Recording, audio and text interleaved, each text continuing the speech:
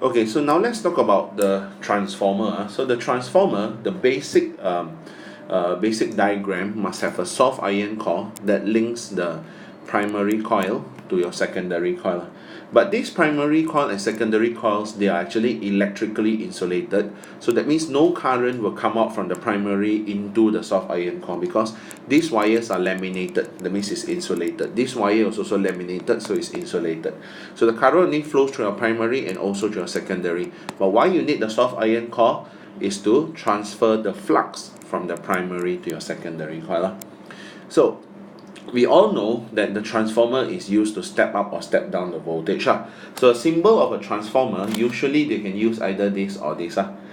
Like this means there's no soft iron core, air core. Like this means a soft iron core, but sometimes you will see one or two or three lines in between, so it doesn't matter. So this is a symbol for transformer.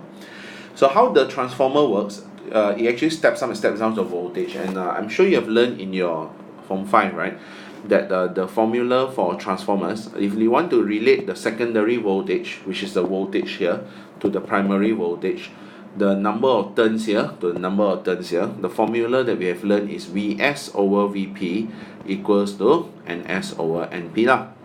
So in other words, if you want the transformer to step up the voltage, it means make the voltage here higher than here, then here has to be more number of turns compared to here. Similarly, if you want to step down the voltage, then this number of turns will be less than this.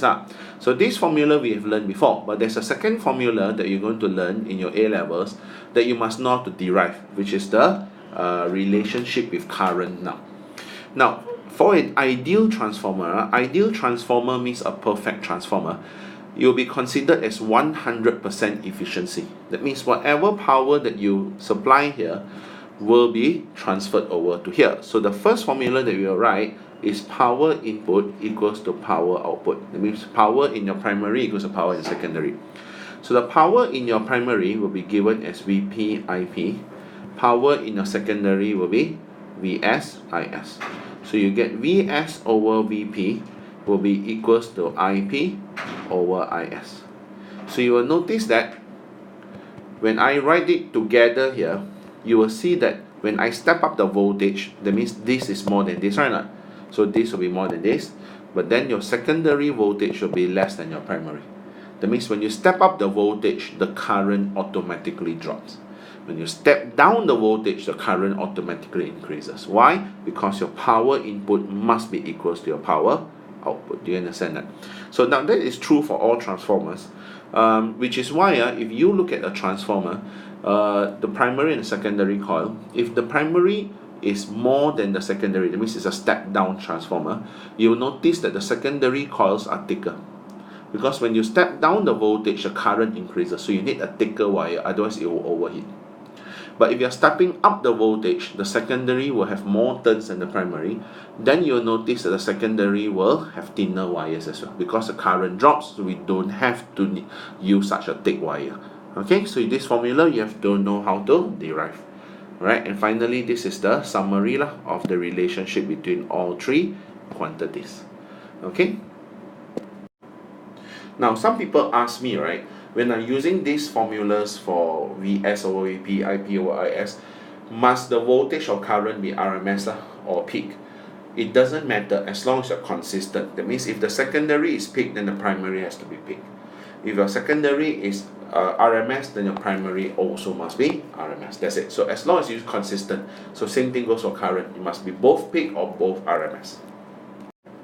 Now, in real life, there's no such thing as 100% efficiency. So let's talk about what are the typical sources of energy loss in transformers.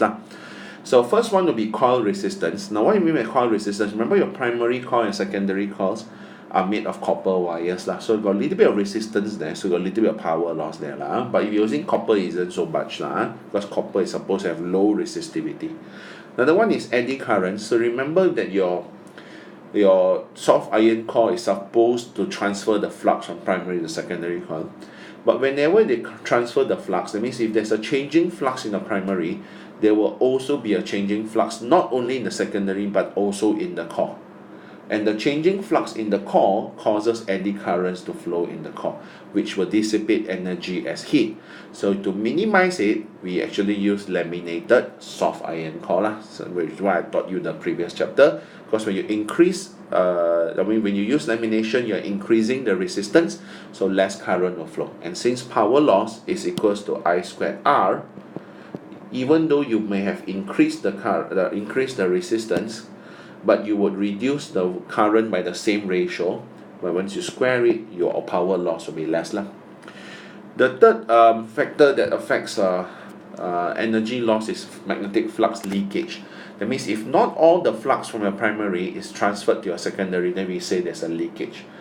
So in order to minimize it, we do use a soft iron core, right? But there's a bit of leakage as well. So the best design is if you put your primary coil inside your secondary coil, then there will be the least leakage.